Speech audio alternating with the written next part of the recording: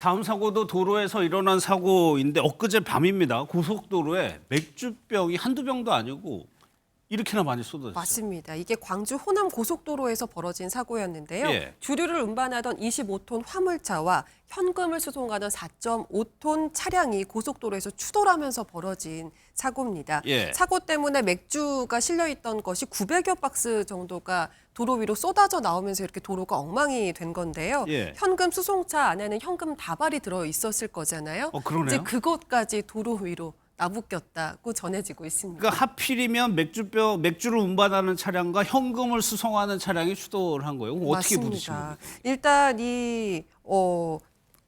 차선 변경 과정에서 사고가 발생을 한 것 같아요. 예. 현금 수송 차량을 맥주병을 운반하던 화물차가 치고 간 것으로 알려지고 있는데요. 예. 아무래도 대형 차량들끼리 부딪혔기 때문에 충격이 커서 모두 옆으로 쓰러지면서 이렇게 안에 적재돼 있던 물건들이 쏟아져 나온 상황인 것으로 보입니다. 예. 이게 또 문제가 되는 것이 큰 유리 조각들이 나오는 거잖아요.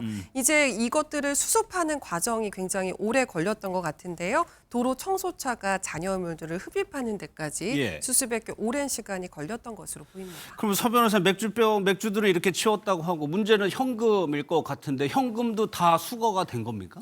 네, 그렇습니다. 사실 뭐 맥주병이야 깨진 것들을 치우면 끝이긴 예. 한데 이렇게 흩어진 현금 같은 경우에는 치우고 또 그것을 수거해야 되니까 아무래도 시간이나 노력이 조금 더 필요하지 않았을까 생각이 됩니다. 예. 일단 뭐 보도에 의하면 경찰도 현장에서 이런 흩어진 현금들을 수거하는 데 상당히 노력을 했다라고 하고 다행히 이제 얼마 지나지 않아서 차가 와서 이 현금들을 다시 수거한 상태에서 다른 곳으로 이동을 했다라고 해서 생각보다 빠르게 이제 처리가 됐던 것으로 예. 보여집니다. 만약에 이렇게 현금이 뭐 떨어져 있다고 해가지고 주워가면 처벌받죠.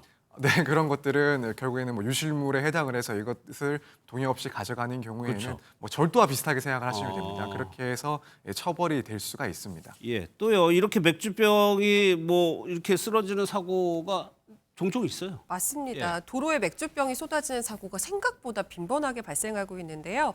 지난해 울산시에서는 맥주병을 운반하던 차량이 좌회전을 하다가 무려 9톤에 달하는 맥주병이 쏟아지는 사고가 발생을 했습니다. 예. 운전자가 적재함을 제대로 잠그지 않아서 발생한 사고였는데요. 역시 지난해에 충북 청주에서는 고속도로에서 주류를 운반하던 화물차가 빗길에 미끄러지면서 4중 추돌 사고가 발생을 했고요. 이때도 맥주병 100여 박스가 도로 위에 쏟아지는 대참사가 발생을 했습니다. 사실 이런 종류 사고 기사에서 우리가 이후에 쏟아진 병의 잔해들을 지나가던 시민들이 함께 정리해줬다. 예. 이제 이런 종류의 내용까지도 종종 보게 됐던 것 같은데요.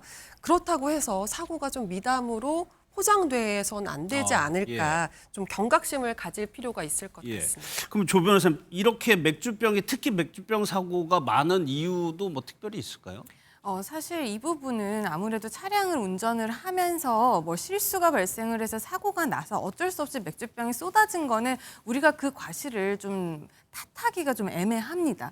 그런데 이렇게 사고가 났을 때 적재함이 쉽게 풀린다든지 예. 아니면 애초에 적재함을 실을 때 제대로 이거를 단단하게 묶지 않아서 흘러내린 부분에 대해서는 그 운전자에게 과실을 충분히 물을 수 있는 사안이거든요. 대부분의 사안에 있어서 이렇게 적재함이 제대로 잠기지 않거나 아니면 허술하게 잠겨서 이렇게 풀려서 맥주병이 쏟아지는 경우들도 많다라고 하고요.